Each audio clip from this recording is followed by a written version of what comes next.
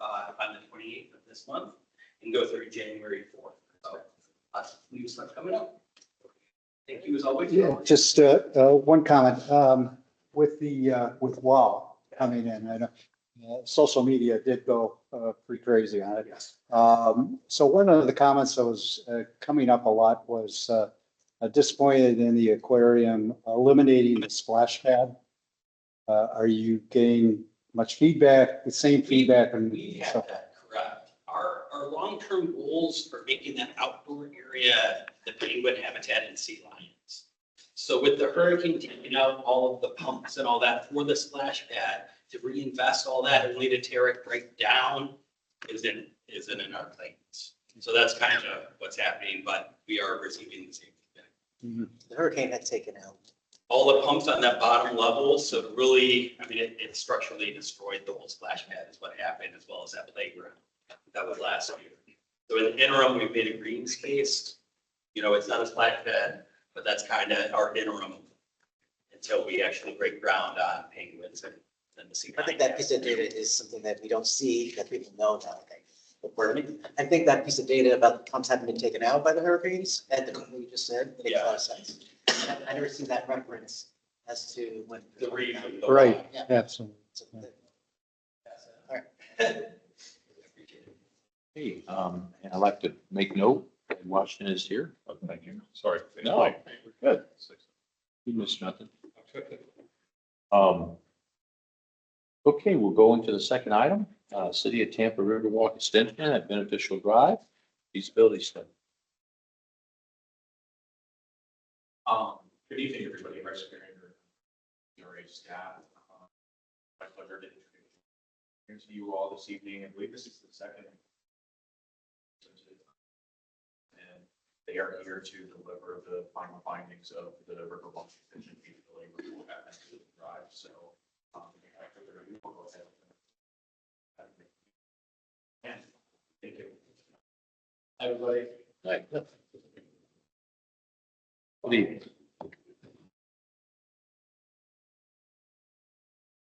So just as a preface, the slides obviously are a little cut off on each end. So if you'd like, there is a hard copy to put in your packet that you can follow along with from the detail. Yeah, you can. Okay. Part of the committee. Sit down. It's good. So as Bryce said, we're very happy to be back here today presenting an update to you. My name is Michael Baker. I serve as one of the lead planners on the feasibility study. And with me tonight is Ken Wooten, one of our lead engineers, as well as Tara Manager, the consultant project manager.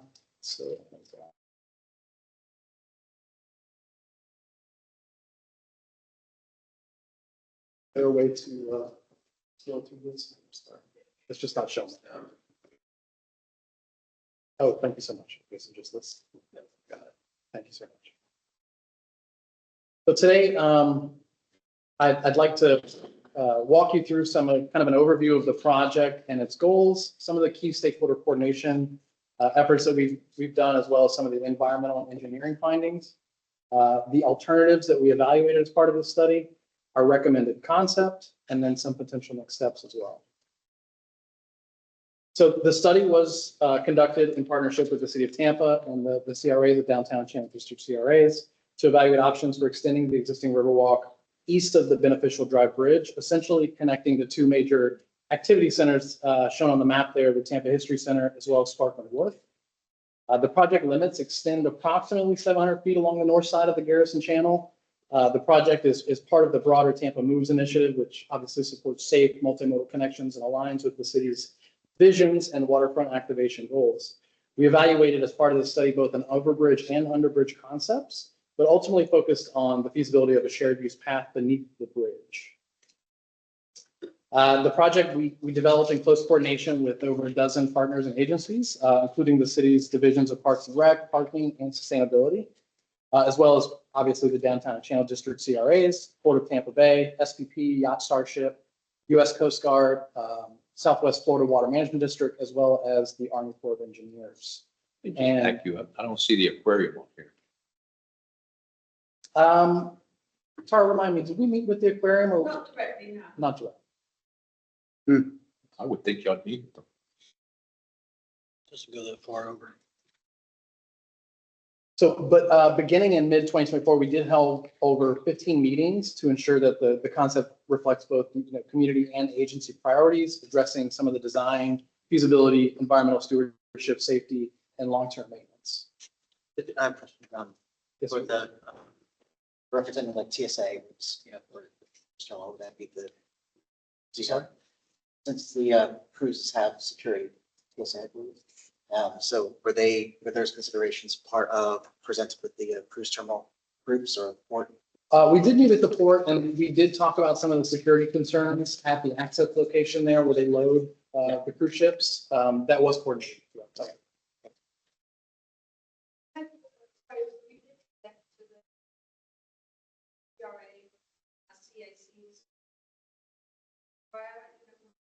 So that you intended to be on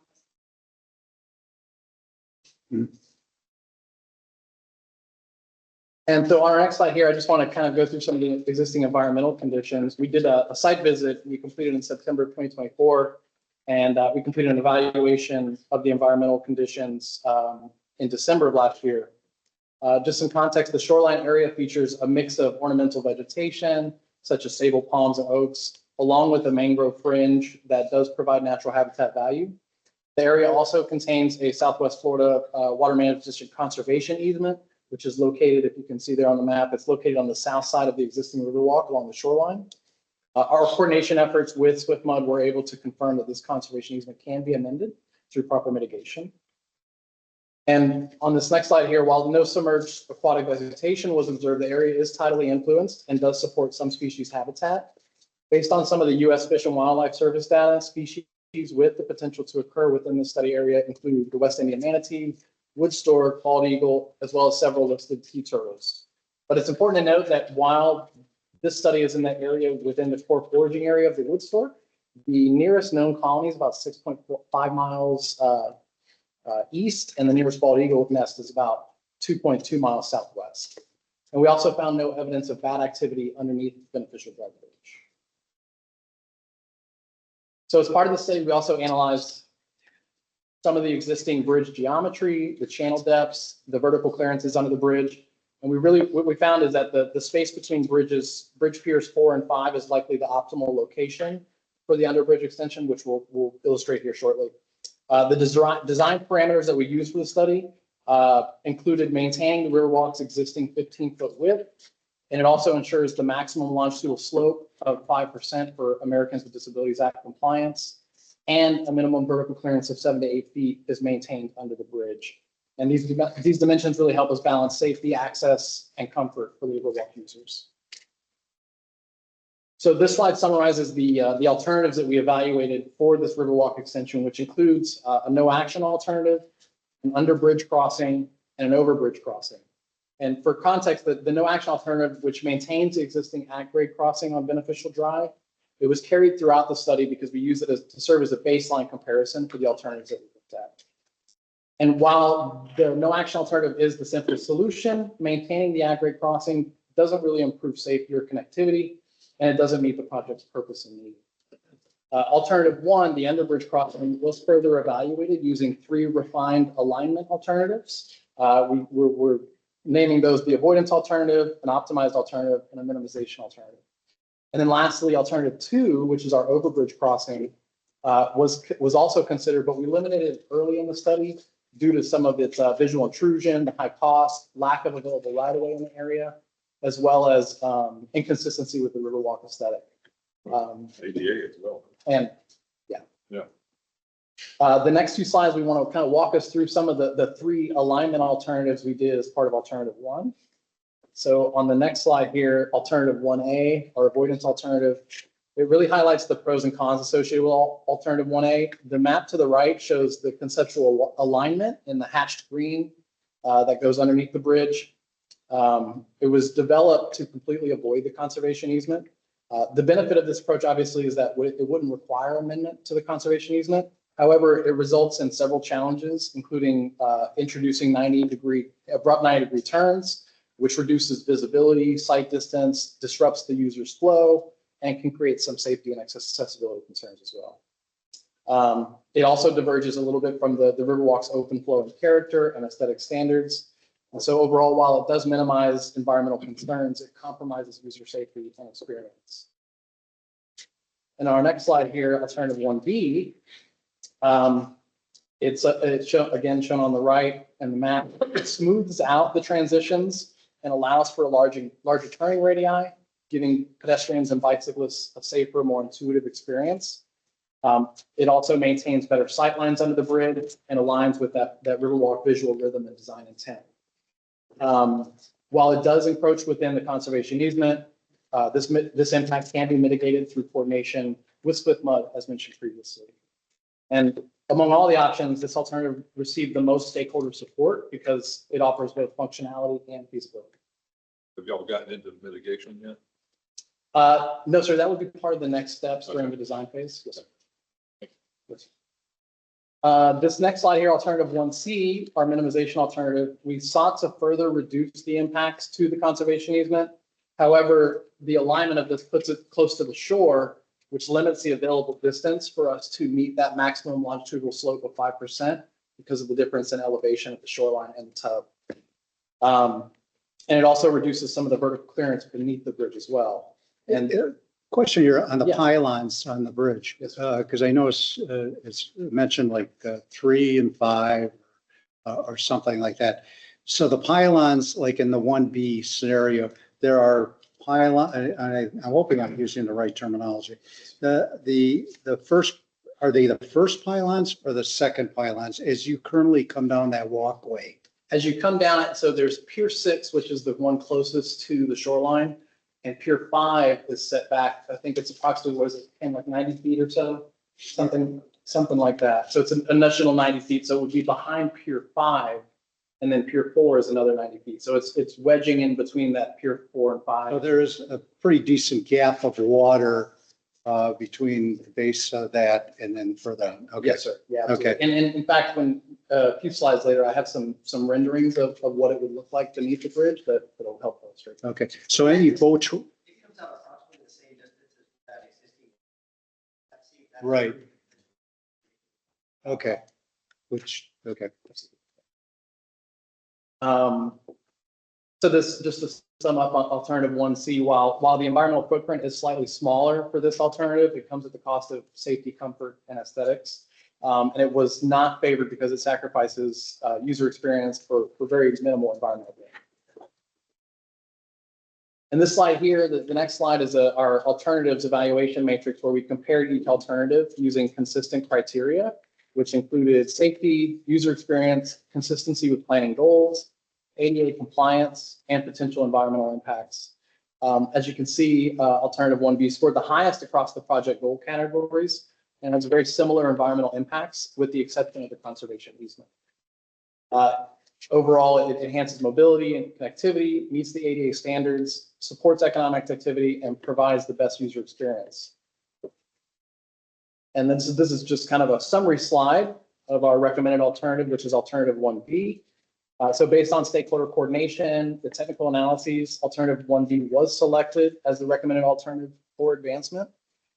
As noted previously, it provides safe, comfortable, continuous riverwalk connection beneath the beneficial drive bridge, and it helps to maintain the light and openness under the structure as well. And it also helps ensure the riverwalk remains consistent with its established branding and identity. And overall, it really offers the best balance between environmental sensitivity, engineering feasibility, and user experience, making it the most practical and supportable solution. This is the next slide here is, and I apologize if I'm going too fast. The next slide here shows the underbridge typical section placement. Back to your question, sir, about its reference into the piers. The underbridge structure would consist of a watertight, durable, precast concrete tub that would be supported by fixed piles. Similar structures types have already been used in other sections of the Riverwalk, allowing for aesthetic and design continuity. Here you can see the placement of the alignment relative to the existing bridge piers, specifically piers 4 and 5. It threads between those, maintains that 7-foot 6-inch vertical clearance target, maximizes available light, reduces any perceived tunnel effect, and helps to minimize structural complexity of the extension as well. And on this next slide is just another view of this, the plan view of the concept that demonstrates how the alignment kind of maintains connectivity. You can see how it connects to the existing Riverwalk near the Tampa History Center and would curve beneath the Beneficial Drive Bridge and then back towards the land side near Sparkman Wharf. In this scenario, the floating portion of the existing water taxi dock that's shown there, it could be shifted slightly to the east to reconnect to the expansion as well. Real quick, I was going to save a lot of my questions to the end here. You refer to it as the water taxi dock. Is that a city-owned dock? It is managed and owned by Parks and Recreation. Okay, because I use that dock. Yes, sir. And I believe that dock is, you're supposed to pay to end up parking a boat there. And it is quite an active dock, especially people going to lightning games and so forth. Was there any discussion to extend that dock? You mean lengthen the actual Yeah, docking portion? along the shoreline? We didn't talk about extending the actual existing water taxi dock, just more as ensuring that it's maintained, because like you said, it is very active. So Yes. we wanted to keep it as close to where it is possible. And so the idea was that we could connect it back to the extension. But the actual floating portion of the dock that would be connected back, that would something they could work out, I think, during design. And part of the reason is, if you think about the boaters, and most of the boaters, a good portion are pontoon, okay? Yeah. And they are looking for a place either for pickup, especially for downtown, or looking to maybe use one of the facilities that are up there. And there aren't many options that are there. And this one, I think, with proposal here is going to, there's going to be more activity that's going to take place there. And it should be looked at as, is there a way to extend it, or maybe further down, include another dock where they've got the kayak launching dock, is to do something there, because Yeah. it is an issue. So, Absolutely, definitely. And I think that's, as part of the next phase, whether the study, whether the project goes into a more, deeper study or design phase, those are all the type of details that can be worked out with the Parks and Recreation Department. okay. So, I think in summary, just again, I think I just finished this one, talking about the water taxi and potential shifts. So on our next slide here, we just want to kind of give an overview of some of the preliminary construction costs for alternative 1B. It was approximately estimated at about 3.77 million in today's dollars. This estimate includes general conditions such as survey and mobilization, trestle structure, underbridge tub, and some of the architectural finishes. It's important to note, though, that this estimate does not include design, permitting, or mitigation costs, nor any of the future maintenance or relocation expenses associated with the water taxi itself. In general, we think that this is a reasonable cost for such a signature waterfront connection of this scale and complexity as well. And then here's the next few slides. I kind of want to just show us a few renderings that our team developed. This first one shows the eastward view beneath Beneficial Drive Bridge. It really highlights how the extension integrates seamlessly under the existing bridge dock, maintaining that visual openness and light penetration. You can see how the structure aligns with the existing piers and continues that kind of familiar Riverwalk feel and experience. And this one is a little bit more setback view, an oblique view looking northeast. It shows how the new extension would connect to the existing Riverwalk and how it integrates and interfaces with the existing bridge structure. And then on the next one here is another view, slightly oblique view looking east under the bridge. You can see how the path preserves the waterfront continuity, also shows the supporting structures beneath the structure. It's hard to see maybe a little bit, but there's a faint kind of transparent view under the water where you can see the fixed piles connected. And then our last one here, this is the nighttime rendering that shows the Riverwalk illuminated under the bridge, has soft integrated lighting that can provide both safety and ambiance, ensuring that the area remains inviting and secure after dark. This is one of my favorite pictures. It really kind of captures the project's essence, transforming this kind of underutilized space into an active, safe, vibrant public corridor that celebrates Tampa's waterfront identity. And this next one here, we also looked at several potential funding opportunities as part of this study. We think the Riverwalk is well positioned to compete for several funding options. At the federal level, there's programs such as BUILD, formerly known as RAISE, that supports projects that advance safety, equity, and multimodal mobility, all core goals of this effort. The grant was actually recently leveraged by the city for the West Tampa Riverwalk extension, which recently broke ground a few days ago. If the city does pursue federal funding, it's important to note that it may require completing a project development and environment study to satisfy any National Environmental Policy Act requirements. That includes some environmental documentation, coordination with agencies, and development of preliminary design plans. And while it does add some time to the project, completing the NEPA compliance also makes the project more competitive. And then at the state level, FDOT's Transportation Alternatives Program and the Florida Department of Environmental Protection's Land and Water Conservation Fund programs could be strong fits as well. Several projects in the Tampa area have already received funding through the TA program, including the Tampa Bypass Canal Trail, which received almost $700,000 for a PDD study in the most recent round of awards. The LWCF program does support a wide variety of projects that provide Floridians with recreational opportunities. It could be a good fit for the Riverwalk project because since the program's focus is on recreation, not transportation.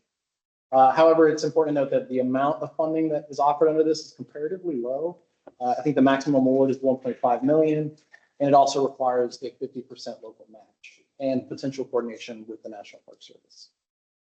There's also an opportunity to explore public-private partnerships, whether that's joint construction or sponsorship opportunities with partners like Strategic Property Partners that could help offset some of the capital costs.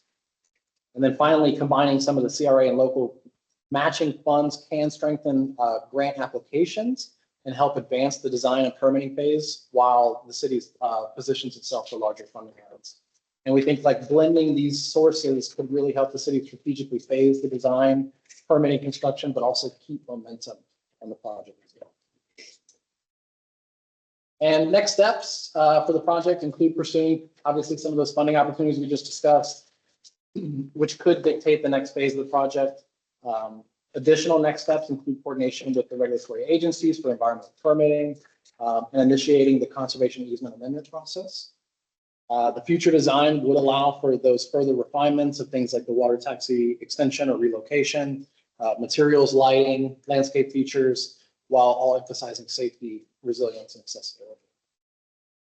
And then as Bryce introduced himself, for any questions following today or future coordination needs, please feel free to reach out to Bryce, project manager for this project. And with that, I thank you for your time and welcome any questions. Oh, Jacobs Engineering. Okay. We're the consultant. Did y'all do the Jacksonville? Yes. I thought we did, and Haskell built that. Yeah, exactly. We did a section. I think I heard you mentioned earlier that it looked like Jacksonville. So our team did define us that merge crossing like this in Jacksonville. Right. That was right up against the bulkhead. Yeah, underneath the Main Street Bridge. Yeah. I've got about 3 other questions here, but I don't want to monopolize here. Does any of committee members have other questions? If not, But you go ahead. okay. I'm a little concerned why the no action alternative seems to be passed over when we do a no action alternative by the STRAS. And it seems the STRAS situation is basically the same as what we have here. And it appears that there's no problems with walking across a roadway there. And actually, in this case, there's less traffic coming off of Beneficial than you do off of by the STRAS. Why we would be pursuing doing this extra expense in this area versus just keeping it the way it should be going across. And does anybody, Bryce or anybody, have comments on that? It's, my understanding is the original intent for this study came from people who are no longer on the CAC. So maybe it was a question that was relevant before. If this current committee or the current downtown committee doesn't want to pursue it, that's perfectly fine. We just wanted to provide information through this study to provide it as an option. That's all. It doesn't provide any type of, strong action or strategic versus one way versus the other. So it's just for informational purposes. I think the work that the proposal as a concept is great, but I'm just concerned with why this other one, if it really is needed or understand that to greater detail. The other element that would be, On that topic, I want Go to make ahead. sure that we understood that's their final design, because my understanding from a couple of years ago was that they are tending to go underneath the trust the train part, but they're waiting, they have to like lift something up and it's a little more complicated, but their desire is to have it not cross the street. So I'd like to understand, but to your point, right, if that's the final, or they still have potential to get something to go on the board. because when you get to the page with the 1A page here, avoidance alternative, I think the part that's confusing is, okay, we go 700 feet, okay, and that's what we're picking up here. Where do we go from here to get us to Adamo? Which is a key part. Is it going to be along channel side? Do we have the homeland security issues along the port, or is there something in between? And I think that's a key element to understand with this. Yeah, no, it's a great point. And we had a great discussion last night with the downtown CAC as well about this similar topic. You'll notice in the map showing the alignments, there's kind of an ambiguous, undefined path for the future connection. Right. And a lot of that is due to the way Tony put it. I don't want to speak for the city in any way, but it's really about, it's hard to understand why it makes sense now until that future lot is developed. There are plans, I think, long-term to develop that Garrison parking lot, and there's opportunities to Right. leverage their development and coordination and potential cost sharing or incorporation of the Riverwalk along that portion as well. So it's more about, it's left ambiguous because the timing of when those actions occur is still somewhat up in the air. What would be the projection of this being, or were you going to say something? Oh, Tony from the Parks and Rec. Here, Tony, you want to jump in? Yeah, I thought, the analogy I gave last night to the downtown CAC, so I'm working on the West Riverwalk right now. And all of those little bits of land and agreements and easements and deeds, and then what the Friends of the Riverwalk are working with, trying to get under CAS and under the CSX. That old saying that the Riverwalk is an overnight success story that took 40 years, and it's about to be 50 by the time we get the West done. I would say just think about this, like you said, there's no action needed today, but we need to be thinking about this for what's going to happen 10, 20, 30, 40 years from now. And it's good to have this feasibility study and have this in our back pocket, because the preference is to keep the Riverwalk on the river and have that experience of a park facility. It's totally different when you're on a park facility when you go inland. I mean, all the streets in Marsh Street are amazing and are lovely, but it's not the Riverwalk. It doesn't feel that way. There's a point where the feeling changes. And right now, it's lovely. I mean, going past the History Center and even up near the air and even crossing that little utility alleys, still feels like you're on the Riverwalk because you haven't had to cross the street yet. But as soon as you get to that intersection, that's done. Party's over. You're now in the city. And we're all hopeful that as the decades go by and maybe, the port's vision of what they want to do with their development might advance or change. We want to make sure that we're having those options to keep a continuous linear park all the way up to Ybor City. And so if we don't take any action today, the no action option is probably right for now. But when the developer comes and wants to redevelop that big parking lot with port homes, and they always want to do extra, then it may be, hey, you want to do all this extra. You might have to do like the related group did over at Kennedy. They're building that big tower. They're responsible to build a bridge over the plant park. Mhm. So you have this study in your back pocket and you say, well, we want to do all this extra height and extra things. Like, great, build our bridge and have a dedicated water line for the park. And we'll deal with what happens past Spark and Port maybe as things change with the port. So I think you want to have a tool in your toolkit. And if you don't use it right now, that's fine. But you're asking the right questions. So I would just try to be seen. The only other thing was back on, okay, if you do nothing now, and I mean, I haven't heard when a projected timeline on this. Are we talking 5 years out, 3 years out? Who knows? Okay. the part that really, in my mind, needs to be fixed quick is on the east side of Beneficial, between the bridge to Channel side. That walkway is very, very tight, and, you know, that's where you lead up to the pedestrian activated light crossing to come across. In that area, you know, to me, if you're going to spend money, I would be spending to try and fix that to connect you down to Channel side, where right now, that's where the Riverwalk ends anyway. And so just under consideration on that. The second part of this, and I'm sorry, it's going to divert a little bit about, but this is the future phase. I don't know if you're aware of it, Tony, but we have City Council and CRA has approved a strategic plan that we within the Channel District are supposed to have park and parks of at least a 5+ acre type of park within our area. We are not close to even anything. We're running maybe up to 2.5% right now of 12% of what our property is. The ideal area to get our 5-acre park is in the 7-acre parking area that is between Cumberland and York. It is a city-owned land parking area, which is ridiculous anyway to have land parking. And that should be converted to a park, and that would accommodate and complement the Riverwalk as you eventually get to Adamo and work your way up there. I know the city's got bigger plans, I would suspect, for that area, and that's a very rich type of property. But we do have a committee as people are a commitment from residents of the Channel District to have a meaningful park, which we don't have in our district. I don't know if anybody wants to make comment, I'll just leave it at that. Wrong group probably to bring this up, and we got to push at it, but we need to get that park. Because we're paying a lot of stuff to partnership that all goes to Julian B. Lane, goes to Curtis Hicks and all that, but we can't get any of that money back to end up doing activities in our area because we don't have a meaningful space for that to take place. So, okay, sorry to take you through I that. mean, 1 second, I think Courtney wanted to say something. Back to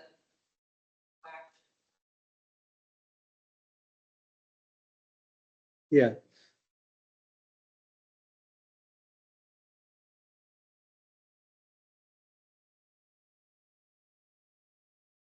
But nobody's pleased with that condition. yeah, because I mean, what you're proposing here seems like that would fit. When I've looked at it, it seems like it would work to connect the one closer to the, get my direction straight here, from one side to the other. You could go underneath the bridge. Yeah, right, right. Okay, okay. Okay, Ed. One thing I'd like to, everybody think about is construction costs constantly are on the rise and they never go back down significantly. I mean, you got petroleum in every aspect of construction. It's always, you know, fluctuates and everything, but all the other aspects of construction, if they go down, it's a minimal cost. And I'm going to use an example of the pool. We have a house in Jacksonville that we're trying to get ready to put on the market and replace the bulkhead. Pool had to be demolished. That pool I paid $42,000 for 20 years ago is now $260,000. So when you talk about a decade or two, your costs are going to go up significantly. I mean, That's why I strongly recommend it. Same thing that's sort of always sort of working. I know they provided some estimates, but that didn't include the DEPA process, the Yeah. RFQ preparation, design. You got nearly $1 million there. And then cost escalation for 5 or 10 years. Right. You're looking at a significant price tag. And then there may be an opportunity where you see some funds sources really appropriate, you can match the funds. It's better to do it 5 years from now than 15 years from now if you're paying. Yeah. But if there's development that's going to come along, you can leverage that to build the thing, if not using taxpayer money. Yeah. So it's all to be considered, but you couldn't do any of that if you didn't know you could even do it. Yeah, So that's kind exactly. of where we're Yeah, at. agree. By the way, we are not replacing the pool. And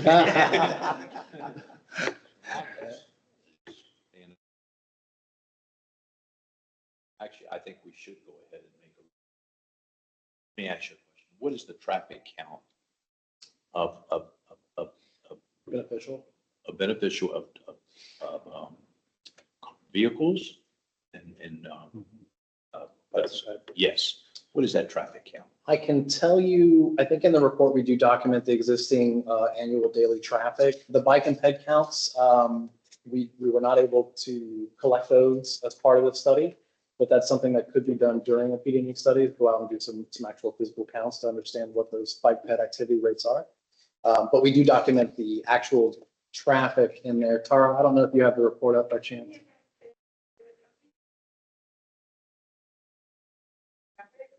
That the annual, average annual daily traffic on Beneficial Drive, had increased 20% between 2020 and 2024 from 5,000 to 6,000 vehicles per day, A day. Yes. per day. Wow. And what crossing are you talking? That is a lot. Right there at the crossing, the existing crossing. I mean, I think that says it all.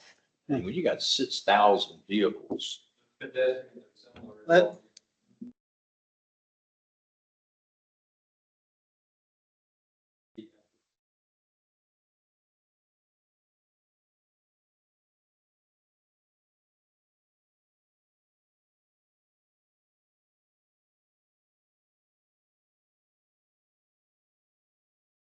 I mean, if we can alleviate,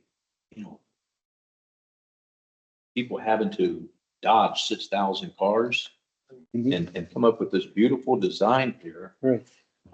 And think about it.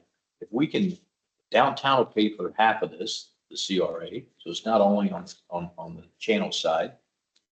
We get state. And then you got, hopefully you can get, some matching funds from the state. I think this is a no-brainer. And the worst thing we can do is what government does, which is nothing. Yep. Let's act like the private sector and forge ahead. Time is money. Yeah, And time, let me add. to time that. kills deals, and we let this go, this is just gonna go on a shelf, and we're gonna be talking about it 5, 10 years from now. So I'd say we get off the dime. I mean, that's just my thinking. Port parking, they make over $1 million on that park in there, Mhm. okay? For them to give that up, it's gonna be hard to put a park there. Because how do you replace that revenue? And then how do you replace the parking for the aquarium, which uses that? But I'm sorry to interrupt you, but it was mentioned already to look at extending the current port parking garage to go upward and accommodate that. I don't know if the study has come back to indicate if that's feasible or not, but it seems like that makes a lot more sense than ground parking No, to be able. but notwithstanding that, again, we can get downtown to pay for half of this. God, construction costs are gonna go up. I support this, and now you tell me 6,000, I would have never guessed that. 6,000 vehicles that people are having to dodge? That Well, makes, and this Andy, let me is add- beautiful. I live there. and Yeah. Walk it every day, walk our dogs every day. This is as much for safety because you do not want to cross that. Even if you had 1,000, those folks coming from across that bridge are flying. Yeah. And Yeah, there's you're no way it's a blind spot as they come over. It's too late for them to really stop. I've witnessed 2 wrecks there. And we got One of them kids taking now. out And even with the push light. Yeah, I think, We got more kids moving into the neighborhood. and you're worried about the sidewalk. I understand that skinny sidewalk you're talking about on the other side. That could be part of that redevelopment Right, when they do something with that parking lot. right. And really, and again, I love how we keep thumping the drum on the parks. I think it's very Yeah. important, but this has nothing to do with that. Yeah. This, Yeah. this, Follow up on that sidewalk, just today I was going to lunch over there. Yeah. And a woman and her husband or boyfriend were running together and she fell. yeah. Because she didn't fall off sidewalks too much. I think this is a no-brainer. No, I love what y'all did here. What they did in Jacksonville was very nice. And I just so, want to add though, to Mark's point, like, 10 years, 20 years, we definitely need something, the Riverwalk to go up. But right now we have Sparkling Wharf, we have the aquarium. Just makes sense to me as a Tampa resident that we're coming across that street like this and you're connecting those 2 endpoints, different stage. different station. Different, And that could be- and the goal is to get it all the way down there. Yeah. Yeah. But I think this will actually will accelerate that second phase. Yeah. And so I'm, y'all want to make a recommendation? Make a motion that we approve alternative 1B and have staff move forward. A second. Second, any further discussion? See none, signify by saying aye. Aye. Aye. No. Okay. So the vote is 1, 2, 3, 4, 5, 5-1, and mark down that mark was a no. 5 or 6. I'm sorry, you're voting member 6. That's right, because you're voting member. So 6, yeah. Thank you all very much. No, this would be fantastic. Just do me a favor, add my friends from the port on the second phase. I mean, excuse me, the aquarium. The aquarium. Yeah, you're already in there.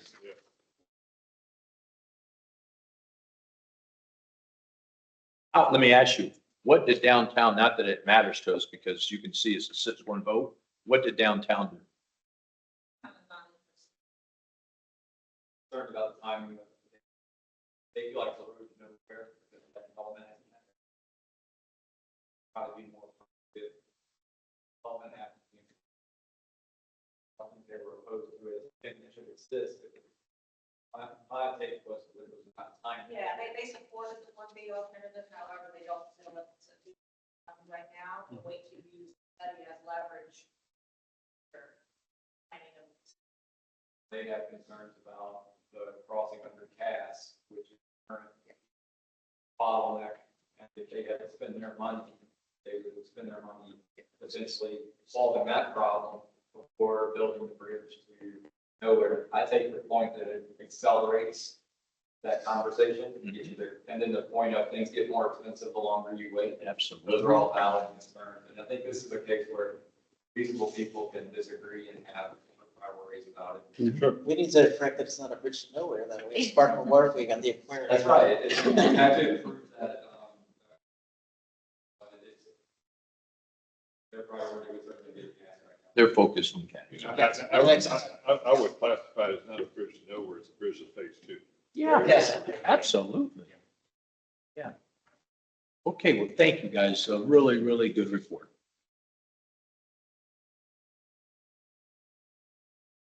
We will proceed with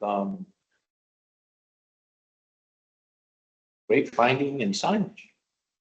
Yeah, so we'll be having the presentation on the line. It's in your packet, but John and Aaron are here to present. And I don't know if you'll share your screen, John, but we do have the presentation in our packet.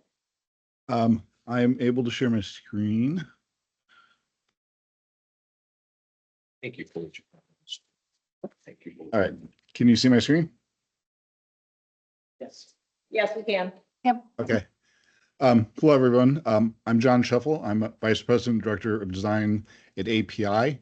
And Aaron Conley, who's also online, is the designer working with me on this project. Some of you might be familiar with this project from the first phase when we worked on this about 2 years ago.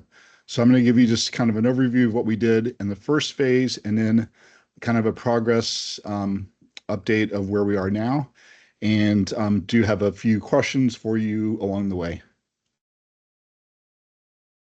So in the first phase, it was a 3-part project. The first phase was the analysis, and that's where we did an analysis of all the signs throughout downtown that currently exist. We did an actual inventory of the signs. We looked at from a vehicular standpoint and pedestrian and parking standpoint, as well as people on bikes. The Riverwalk was also part of this initial phase, and so we did an assessment of all that. We identified certain issues, things that maybe were working well or were not working well with the current system. And one of the things that we discovered is that with a typical city, you will direct traffic to the destination. And then once you get to the destination typically has their own parking. With downtown Tampa, the navigation strategy is different. So most destinations are accessible via public parking garages or city-owned parking garages. And so, and there was a goal, an objective from the very beginning from the team to get people out of the cars and to get to the destinations by foot. So our strategy is getting people to downtown, then to the districts, and then once you're in a district, to get to the parking garage, and then you would access the destinations via foot or scooter or bike or whatnot. And so that changed our whole strategy with how we approached this project. In the next phase, which was programming, this is where, throughout the whole process, we had a lot of meetings with the city staff, with ADA, with mobility.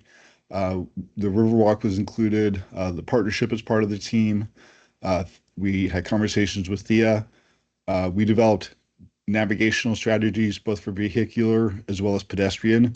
We took each of the 5 city-owned public parking garages and developed, got into kind of the minutia of what the various navigation points would be from each of those garages and what those messages might be, depending on where you're coming from and where you're going to.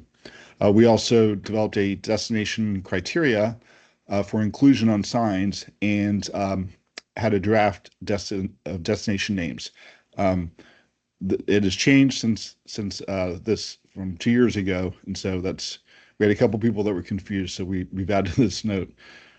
And then the third phase was to continue with that coordination. We developed design concepts. We had 5 concepts, I believe, that we initially that we had developed, and they were presented to the different CACs.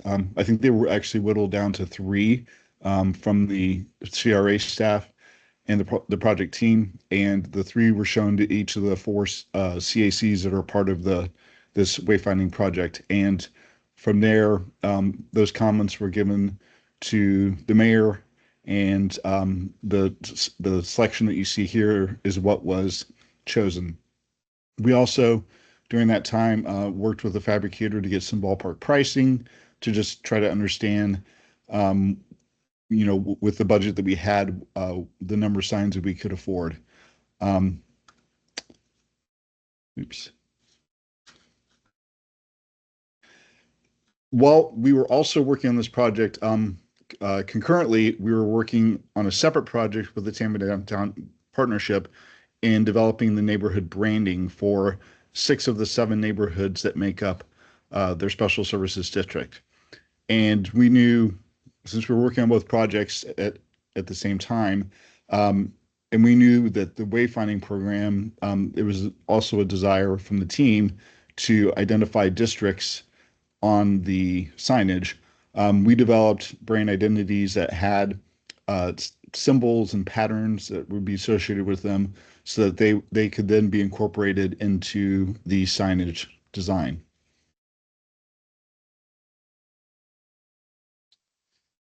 So I'm not gonna, this is the overall project timeline. We are probably 3/4 of the way, maybe 80% of the way through the design development phase. We've had introductory meetings with, you're now the 4th of the 4 CACs. And then we start to have final design development meetings in next month with 2 of the CACs, and then your CAC and downtown will be in January. The phase that we're currently in is design development. We have refined the concepts, which I'll show you in a couple slides. We've been having lots of coordination meetings. We've had these kickoff meetings. We've been meeting with Thea, with the Port Authority, with Water Street, with a whole bunch of people, FDOT. We've been locating signs and developing messages and verifying, getting out in the field and actually verifying conditions. The phase after this, which will begin, we're actually starting to work in this phase now because we are starting to get out in the field and look at actual sign locations and taking photos and doing an inventory of where signs will go. But in this phase, at the end of that phase, we will have permit drawings. So there'll be detailed drawings for each of the signs, as well as permit-ready drawings or actual permitted drawings of all the sign locations. We have a consultant that's working with us for design consultants. They are a structural engineer, and they are developing those drawings. And then once that's done, there'll be the project will be bid by the city, and we'll have coordination that we'll be involved with. And then the last phase is construction administration. What we're hoping for is that we could have signs in the ground as early as the end of next year. The plan is to have signs in the ground while Mayor Castor is still in office. So the signage design has evolved a bit. It's the same shape and size, but we've incorporated the neighborhood branding. We'll do a little zooming in here just to give you a kind of a lay of the land. So for each of the four CACs, and actually for each of the neighborhoods, because there are 6 neighborhoods that we're dealing with, there is what we call a district identity sign that announces that you have arrived in the district. The back side of the signs incorporate the patterning and the colors and the neighborhood that you're in. The vehicular directional signs, we have certain limitations that we have to work with FDOT as well as federal regulations. There's a maximum of 4 messages per sign and a maximum of 2 lines per destination. And so that does limit us sometimes. What you're seeing now would be kind of a worst case scenario in terms of the number of destinations that would be on a sign. We would also have smaller signs that have 1 or 2 destinations. We have parking identity signs. This is something we had a meeting with the Port Authority this week. Since the port owns that garage, there may or may not be a way for us to have this type of sign. We're working on that, but the intent for each of the neighborhoods is to have at each of the parking garages that are city-owned or lot to have the name of the garage and then the destinations you can access from that garage. And then on the next sign is signs that would be on the bike path, the bike trail. Oops.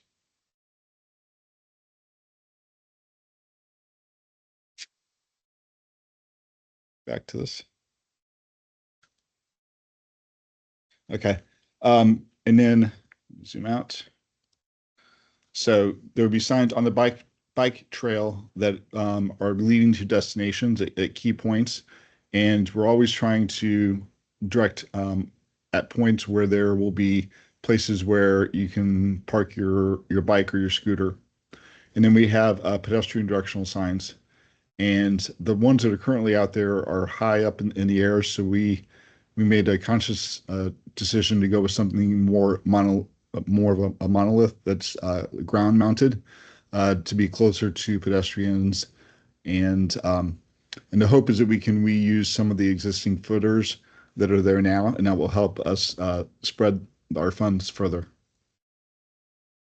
And then this just gives you a sense of the other neighborhoods, the downtown core, the River Arts District, Water Street, which is most likely just going to use the vehicular directional signs, and they will use their own for the pedestrian directional signs. They'll continue with the design that they have, and they'll fund those signs. So the only signs that the CRA would fund would be the vehicular ones that follow this branding. And then the Tampa Heights neighborhood, Central Park, and then Channel District.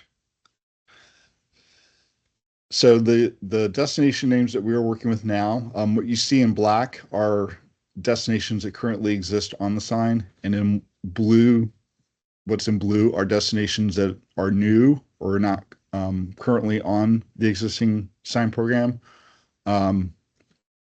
We have some very new ones such as Benchmark International Arena. We worked with them on how we will identify them. And this follows how FDOT, how they'll be on the FDOT signs. And then we have, these are the destinations that occur in the Channel District. And one of our questions for the group, and we could save this until I'm done presenting, but whether to include the new Tampa WOW wheel. And then this just shows an overlay of the in the solid colors of the 4 CRAs, and then the outlines are the various neighborhoods.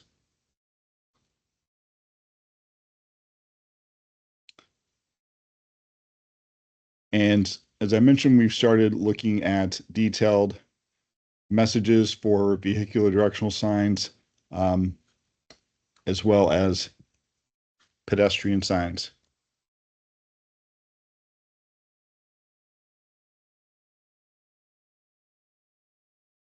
And these are small in your packet, but just to give you a sense of these signs to be double-sided. We are directing to the various cruise terminals, especially around the channel side garage and around the port portion of the garage. And in talking with the port this week, for vehicular messages, we're going to be directing to cruise parking. And then for pedestrians, we'll be directing to the cruise terminals. So I can, if needed, get into more detail, but I just wanted to give you a high-level overview of everything. And do have a couple questions, such as the wow wheel and whether we want to include them. But I'll open it up for any questions or discussion.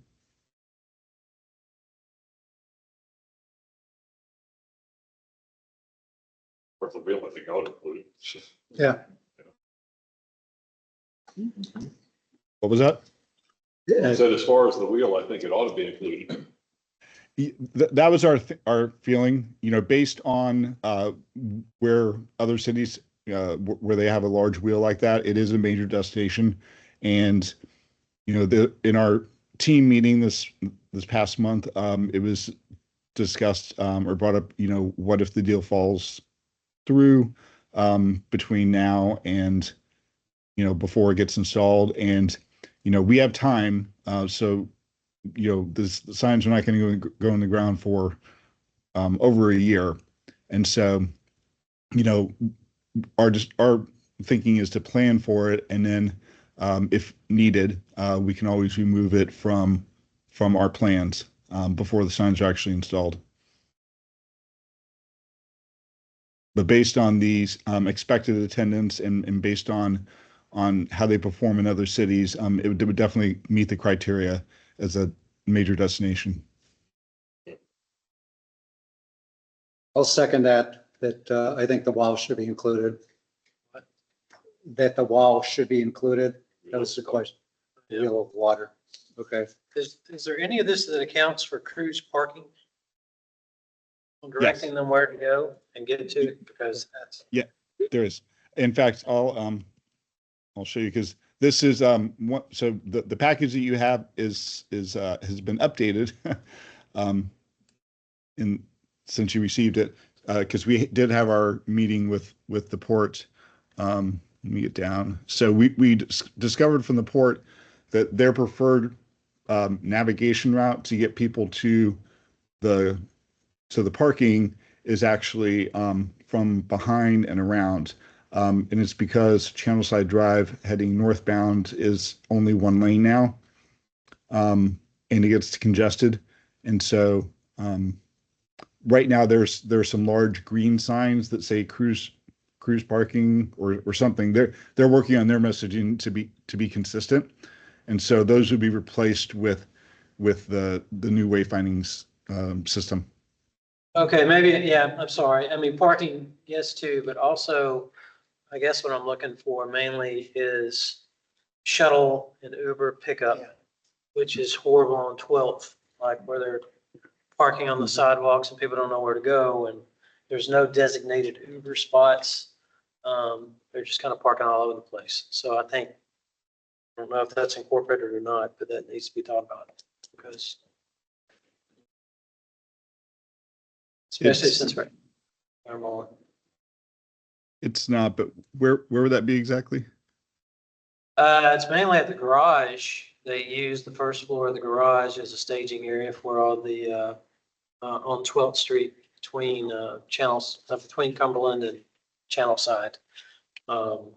use the port garage to do all the pickups. And we have people driving around all over the place, not knowing where to go to pick up people, especially if it's like Uber or just locals picking up people. And the taxi holding area, again, are we, when is the port looking to change the names of the terminals? You know, from 1 to 4 now in the future, Sure, probably, because it's going to depend on the new terminal. right? Yeah, they, How many years? 2 2 years out? Go ahead. yeah, about 2 years. So they're expecting that the new one well, they said 3 to 4 years is when the new one will be open. And so that will be Terminal 5. And then, Correct. Because the existing Terminal 6 will be Terminal 4. correct. Yeah, so once Terminal 5 is open, then they will tear down Terminal 4 and, or tear down Terminal 6 and then build a new Terminal 4. Right. This is a question to the port more so. Do you want anything designating this way to Terminal 1 or Terminal 2 or 3, this one to Terminal, whatever the numbers are right now? I think, are you dealing with Jose De Jesus? Yes, I am. I think Yeah. Jose is working with him directly on that. He's our civil Yeah, engineer. so they, we talked with them about that if we needed to direct to the actual terminals for vehicular traffic, and they said no, just to direct to cruise parking. And then they have signage that will that's essentially on their, I guess, the property that they own, that will be directing to, I think they're coming in with a new signage program and to have consistent messaging.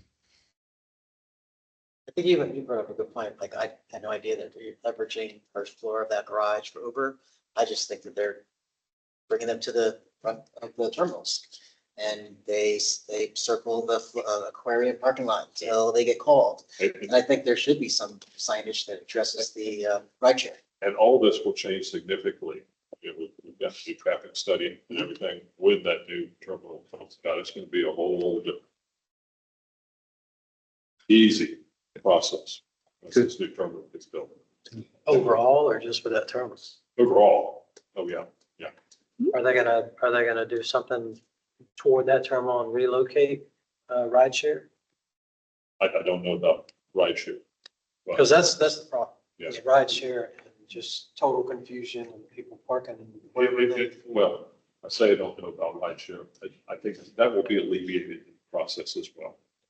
Because we're going through a whole plan for that. I mean, we just got the finalized traffic study, I think about 2 weeks ago. Okay. And then it's gonna, I think everybody will be extremely impressed and satisfied with what happens on the road. But is the traffic study per se addressing those type things? as Yes. far as Oh, yeah. Where they're picking up, Absolutely, from where the provisions, taxis are waiting. and yeah, all that. Are they gonna staging take them? of taxis, for provisions and everything else.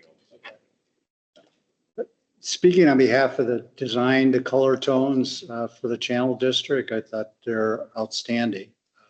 I think I like what's there a lot. I'm also, just last quick comment on that, is I'm glad we pulled off the CRA name off of the signage, because at one time that was going to be on there too. And I think for a lot of people, that doesn't mean anything. So. Yes. Cool. Thank you. All right, any other comments? You good? Okay, thank you. Thank you for your time. Thank you.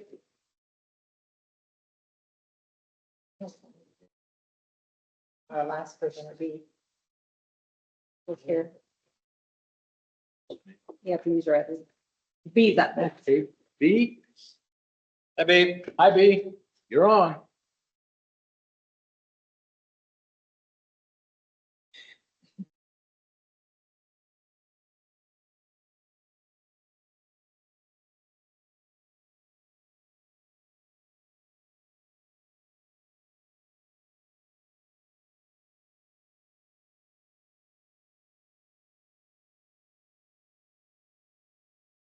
Yeah.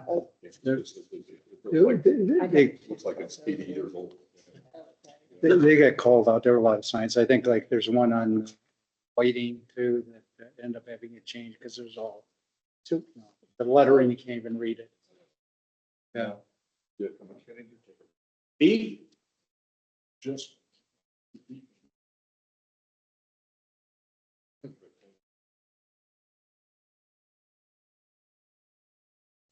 Look at dinner I'm gonna get to. All right, buddy. So have a nice evening. Yeah, the speakers too.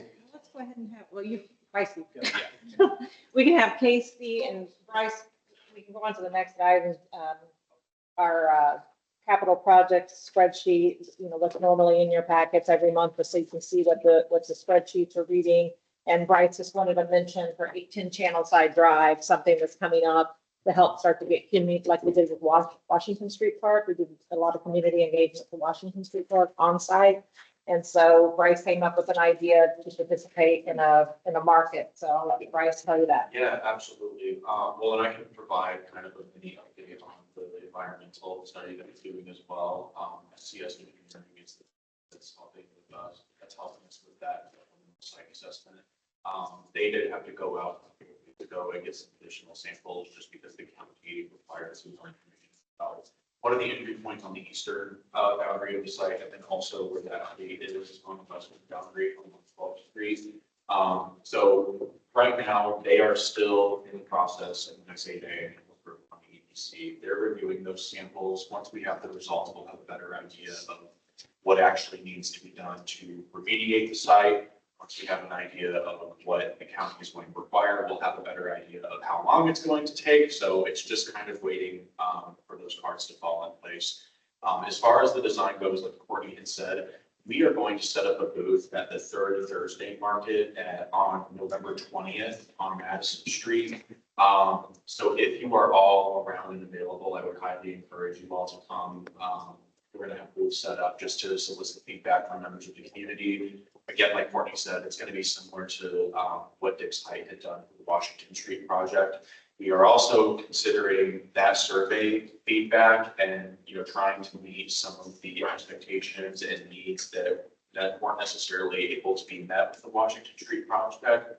And we're going to try to implement those onto the 810 channel site as best as we can. So really the main overall intent is to activate that space as much as possible. I know park space comes up at basically every single channel district CAC meeting. And trust me, just from a planning perspective, it's something that we want to prioritize as a city and as a CRA. So again, I just wanted to touch base and give you all that heads up. Go ahead. I have a question on, with that booth, I think a lot of residents will have questions about what's happening with Washington Street, since it's been a while since we've heard anything. Yes, I will.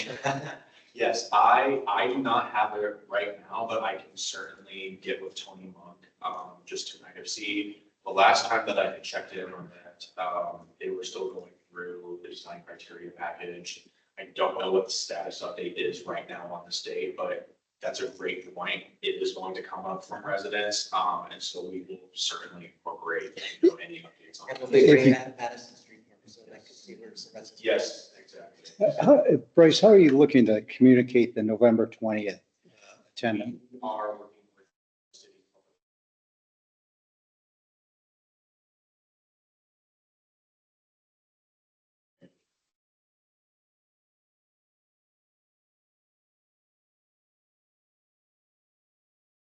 I will also get with Courtney so that she can send that directly to this committee, and then I'll encourage to share that amongst neighborhood organizations. So as well. Time on that again? What's that? The time? Oh, gosh. I think it starts at either 5. It is in the evening. Third Thursday is when you'll see it. Okay.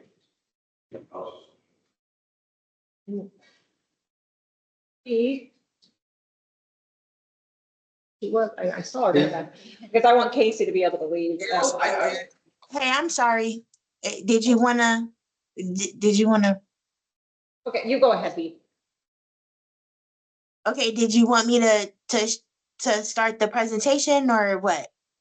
Yes, yes. Okay. All right, sorry about Uh, that. So you can share your screen if you'd like. It's also in your packet. Okay, so if you're seeing my screen, B Parks, Community Development Coordinator for the Tampa CRA Housing Division. And, the topic of conversation lately has been the unit creation and conversion program, also known as developer subsidy. So back in September, I proposed an official formalized standard application period with a selection committee to review the proposals and collected feedback from the board at that time, and then they encouraged more community engagement. So then I then moved forward to work on putting together, doing the research, putting together the strategies, and then I launched a survey on September 26th through the 31st to gauge some feedback from the community. The survey included approximately around 12 questions related to housing needs, funding cycles, eligibility criteria, and community involvement as it relates to project review. The survey included a section for additional input on CRA housing programs. And from that survey, we received over about 90 responses. In addition to this feedback, we also had feedback at the CRA board. So that feedback, the survey feedback, and then me visiting all of these individual CACs to collect additional feedback. So based off of the results, just to briefly go over it, I know it's been a long night. The importance of workforce housing, it's across the board. Over 80% of the responses indicated strong support to address workforce housing, rising housing costs, neighborhood stability, and access to ownership and rental options. So that is very encouraging to hear. So as I mentioned, when I proposed that funding cycle structure, because as you know, our previous process was just first come, first serve. They come and meet with us, they pitch their project, we look at our budget, and then we decide from there. So based off of the recommendations, we propose a funding cycle structure, but based off of the two questions I've asked, which is number one, as part of a formalized application cycle, should we have one or two funding cycles in a fiscal year? And you see over 60% of respondents supported the two application cycles per year. So that's what the community supported. In addition to that, I then continued and asked the follow-up question, if the process contains two funding cycles, should one cycle be dedicated to smaller scale developers below 20 units, and should another be strictly for larger scale developments over 20 units? So that came back, yes, they support the two funding cycles for small and large. So again, outlining opportunities for small scale developers. As we continue on with the most needed housing types, I sent out the question, what type of housing you feel are most needed in your community? Select the two most important options that apply. So based off of those options on the left lower side right there, you can see the options were affordable multifamily rental apartments below 80% AMI, the affordable multifamily units for working families up to 140% AMI, then affordable single family homes for purchase, then senior housing. And then the next two options were permanent supported housing for special needs or homeless type of programs. And then other was seeing what kind of additional options, and that was more creative, out of the box thinking, was what was collected from there. So as you can see, the top tier, the top rated answer was affordable homeownership opportunities. So people want to become homeowners. And I am so excited to announce that I signed off on our first down payment assistance application for Channel District. I am so excited about that. So that came through my office today. So I reserved 50,000 for that person who's going to be purchasing within the Channel District. And I could talk about that in a few. The second most requested housing type was workforce rental housing. Then it moved on to having mixed income units. And then the final one was family size units. So supporting more 2 to 3 bedrooms in those family size units. So another big question of the day, which I'm looking for some feedback from not only the CACs, but I'm also looking for feedback from the board for this question. So it's each CRA will have a 5-member selection committee, including representation from CRA staff and housing community development staff. In your opinion, which stakeholders or representatives should fill the remaining 3 seats? So some of the suggested additional representatives include, of course, a CAC member. That could be either the chair or co-chair or someone nominated by the body. The second person they wanted to include was the subject matter professionals. So a developer, a person who is in finance. A third option is a community stakeholder. So they answered that they would like resident representation on that committee. And then the fourth one was other, which came up again as a community members. That can include a community organization, another resident, or a local business to sit on that selection committee. So other feedback collected. So I pose the question again.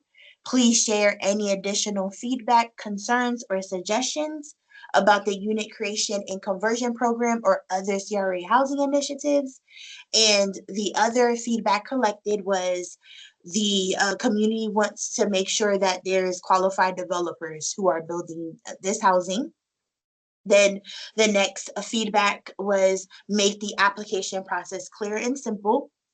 And then the following feedback is for us to look into developing a community land trust to provide another tool as for producing affordable housing. And then the fourth feedback was ensuring proper monitoring. As you know, these programs have that 50-year restriction on it. So making sure that we have monitoring in place to carry that out. And we do have a third-party mortgage servicing company that is currently doing that with our down payment assistance loans and rehab loans. So this will be an added monitoring feature for that company to provide for us. And then the fifth feedback collected was keeping developers accountable. So that's really huge in the community. So as we move forward to the scoring criteria, I just pulled out 3 different options that the community wants to see us either increase points for the developer or give points to the developer for producing the following. Number 1, serving the moderate income household. So that's that 50 to 80% AMI. Of course, you guys have discussed this as well before. Number 2, serving the lowest income households, which is at 30% AMI. As you know, it's very hard to make a living nowadays and sustain bills. So that is something that is right on top. And then number 3 is serving workforce households. So making sure that we're covering from 80% AMI all the way up to 140% AMI. So another criteria that we wanted more feedback from is developer experience. So how important is that? So developer experience in ranked order. So it's very important for us to look at supporting small scale developers, which is under 20 units. And the second bullet point here is supporting developers with strong experience and capacity. And number three was an other box. In the other box, the top two answers was having creative out of the box projects. So scoring more for for example, 3D printed home or unit, or a modular housing type of different type of housing besides what we have. And then, of course, they always drill back with making sure we score depending on developers' experience. So as we move forward to the project characteristics of that proposed project, right? So again, those are ranked. So number one, which is I'm so happy to see as number one, because I completely agree with this, is making sure that we're ensuring mixed income housing options. So it's not, just putting all of these subsidized housing in one spot. It's making sure that everyone has a chance of living in fruitful communities. So it's I'm glad to see that feedback. Number two is the proximity to jobs and transportation. As you know, that's a huge factor as well. Number three is adding community serving spaces, such as retail, green space, etc. And then number four is ensuring energy efficient units. So that is what they would like to see rated in the project characteristics. So overall, the emerging themes that were collected from their survey and the feedback is resident representation matters in project review. So my proposed solution to that is having representation on the CRA selection committee. So having a resident be a part of that process. The other theme is a demand for family size units, which also coincides with land availability issues. So my proposed solution for that is that criteria of having the family size units will be placed and included in any upcoming request for proposals. So this doesn't truly apply to Channel, not at right now, because we don't have any land that we purchased that we will put out through a RFP. This is more for the west side, for the east side, which have some land that we own that we'll put out to the community, the development community, to develop affordable housing. And then the third theme is the desire for ongoing updates. And I completely agree with this. We have to do better. So the proposed solution will be to provide project updates on the website, our GIS mapping page that we are currently doing right now to showcase all of the housing efforts that we have and all the money that has been expended in each one of the areas. So that will be a proposed solution. So let's just wrap this up. So basically, as you know, I proposed in September just a filler out there to propose a formalized application cycle, a structured process with a selection committee. So of course that will be done through a request for applications. We'll have priority of scoring priority, and then the 5-member committee. So this is the proposal, right? We're still gathering all the feedback so we can actually split them up and propose a small and large scale development. So the timeline and next steps. So the next steps in this process is to incorporate survey results, CAC feedback, and community input into a final proposed process. Then develop final program document to include the application and the evaluation criteria, and then funding cycle timelines and eligibility thresholds. And then in January, CRA board meeting, I will go ahead and present the final proposed process for discussion and approval. So you'll see here, we're looking at that January 8th mark. So final presentation and approval to be presented in front of the CRA board by January 8th. Then for us, hopefully, if everything goes well, then open our primary cycles in February. So any questions? I know I went fast, but yeah. I can, let me see if I can hear you, because the sound's been going in and out tonight, Courtney. Just FYI. Yeah. But Good evening. And Good gonna ask evening. him. Yes, yes. Good evening, Pete.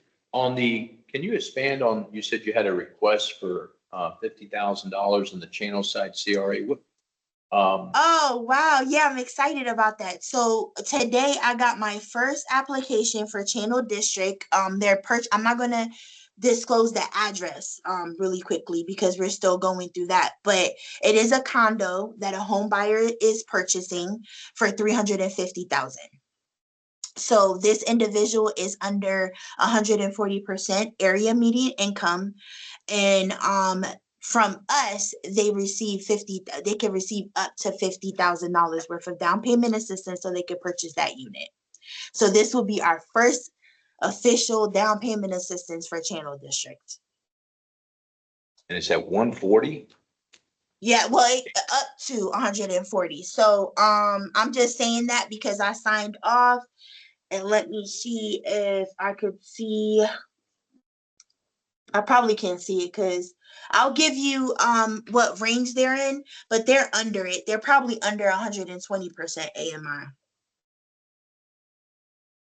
50,000 as a percentage of the overall budget, will allocate for something like that. We have allocated right now 1.5 million for down payment assistance. I'm just thinking, because that's just one person or one family, right?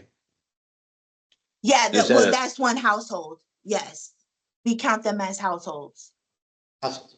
Okay. AB, first of all, thanks on a lot of the topics that we raised. I know we talked about concerns with the 50 years to having controls of, and I think a few of us have mentioned, 10 years from now, probably everybody here is going to be gone and pretty much gone probably in a lot of the city positions.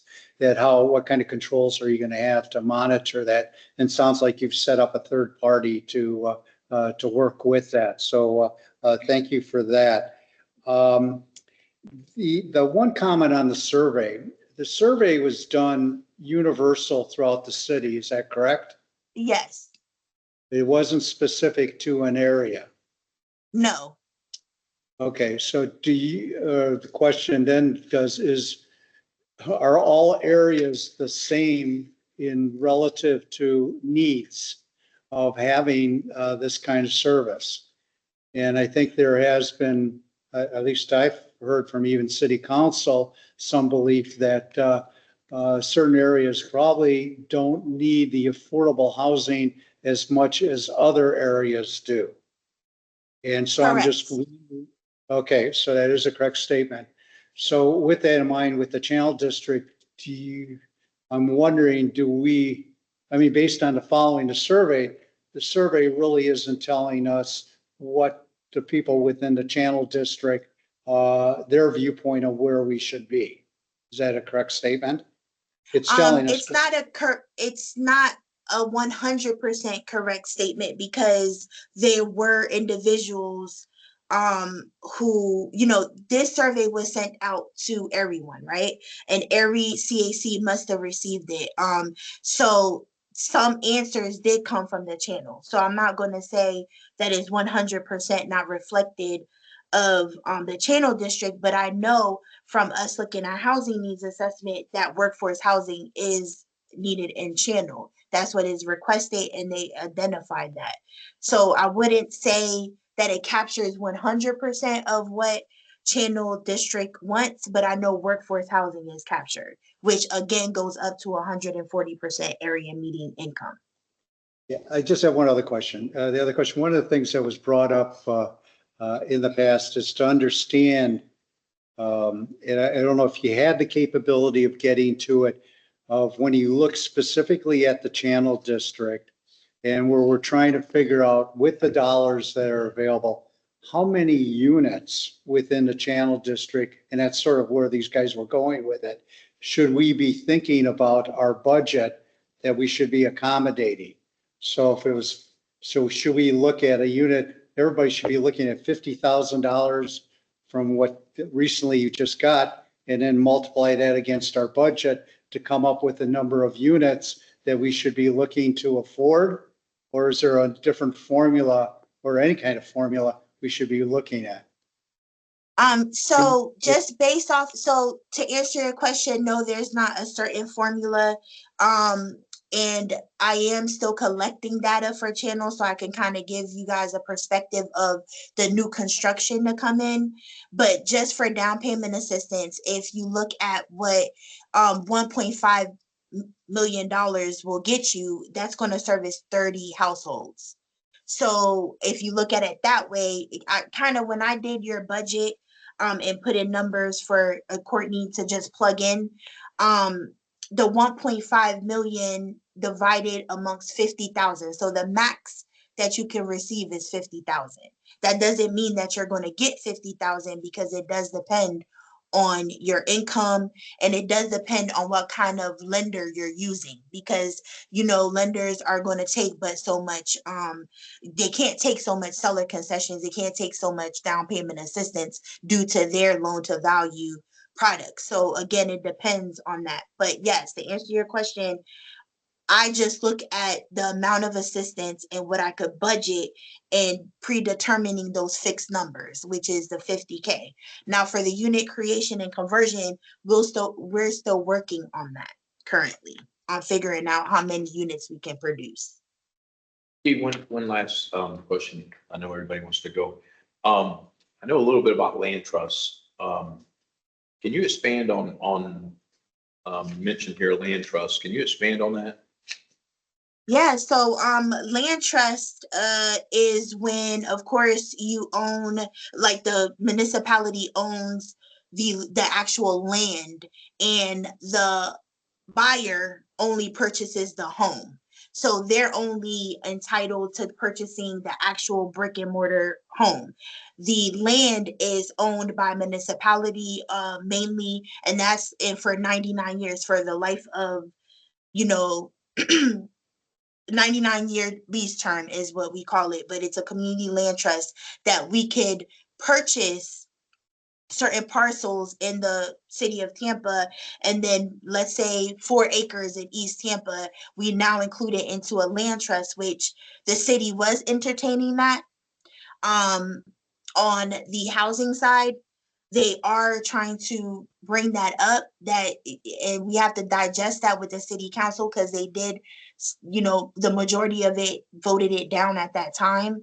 And the reason why they voted it down, because it doesn't truly create generational wealth or wealth for that buyer. It's just a tool for that buyer to buy an affordable house, but you don't own the land. So that end user would not own that land.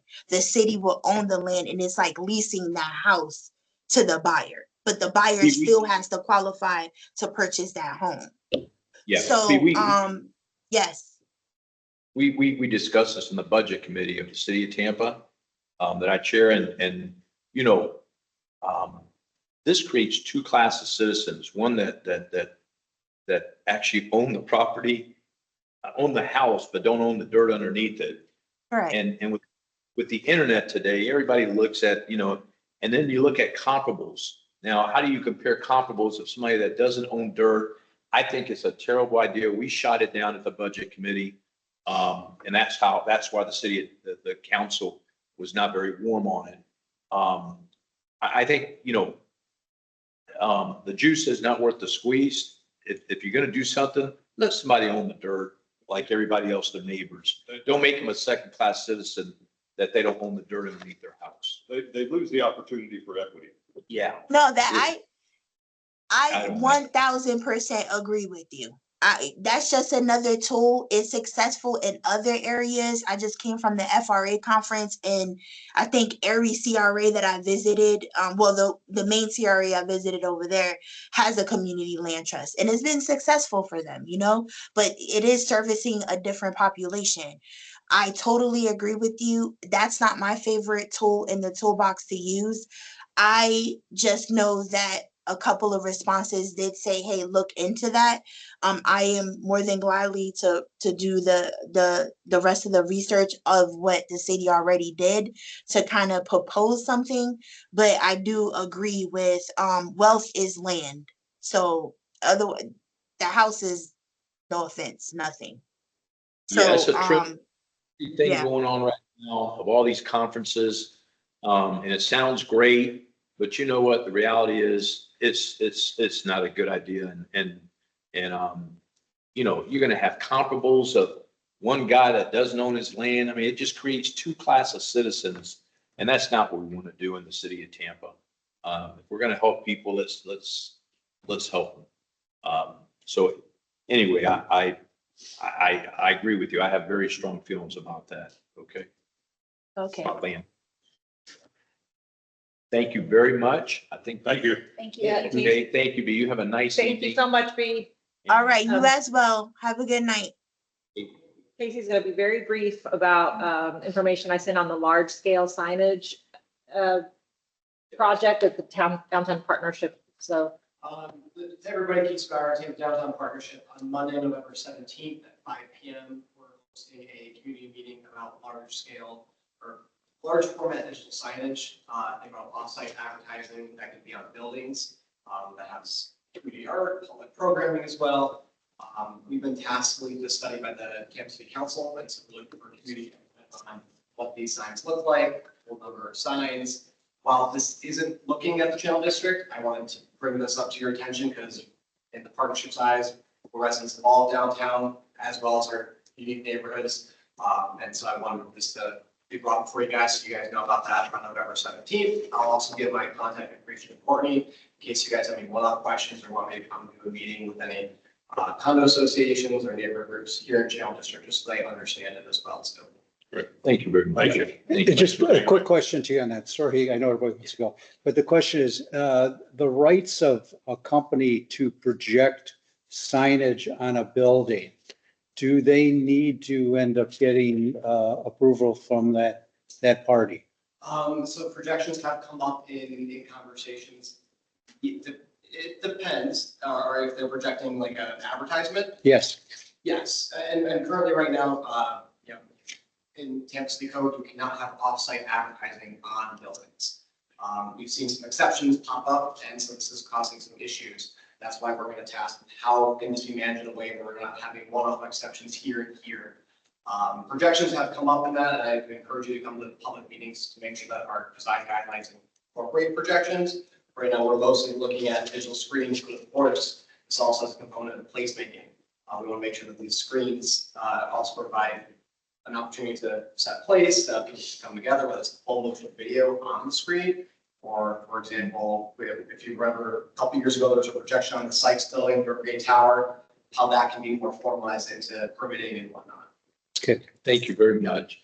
It's got to go. I just want to make before recording, if we have to make any motion on this. No, but on this sheet here, the interest that I called you on yesterday is not included. There should be interest included in the revenue. Okay, We're getting interest on the money. right. That should be part of the line item. It's not realized yet, so. Interest is accumulated every day. So now you'll have a declining throughout the years because you're going to have less reserves. Okay. So but it was at 900,000, I think, if you look historical and that will decline over time, but it is revenue that needs to be put in here. There's two accounting terms, Mhm. recognize and realize. We can recognize it and then realize it at the appropriate time. Okay. Yeah, the timing of it is immaterial. It's that it's actually a revenue source that's going to come into our revenue, and it's not included in here. And just make sure it declines as the years go by because you're going to have less in reserves.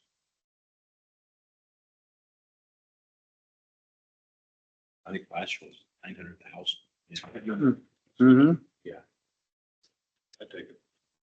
Do you know, since you're on finance committee, do you know how the city can invest that money?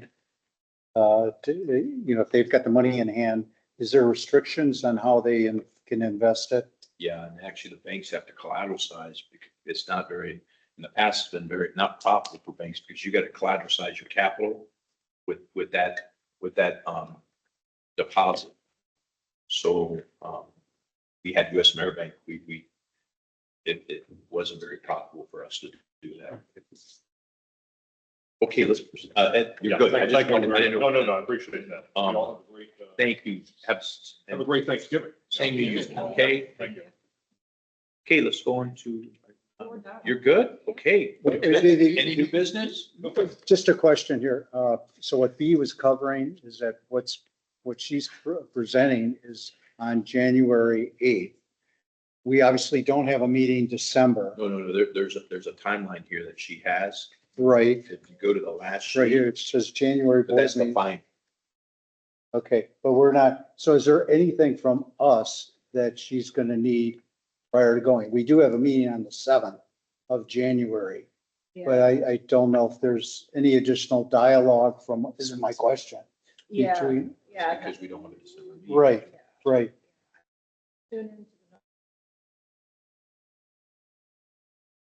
You can, if you have any concerns, you can go to the No, I CRA. do. No, I'm just saying, we have the opportunity to go to this meeting here Yeah, no.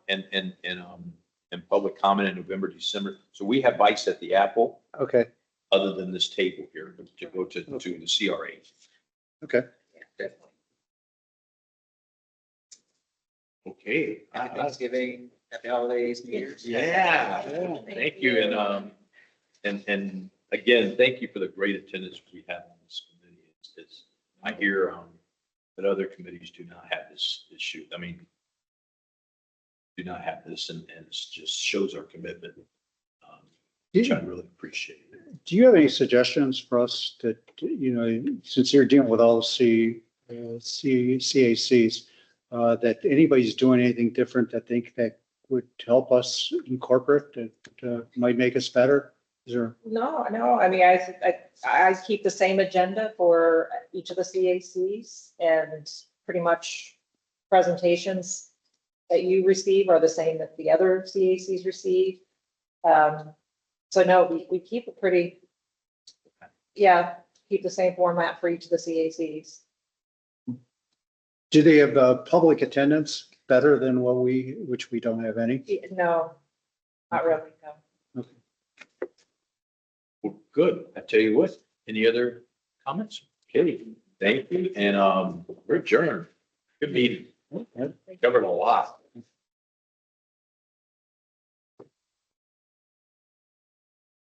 And we're putting the tables back, right? Yeah, we got they were that way. Okay, so how do these seats, they go in the audience? No, they actually go around the table, just like that, but just push this way, horizontal. And then chairs around the table.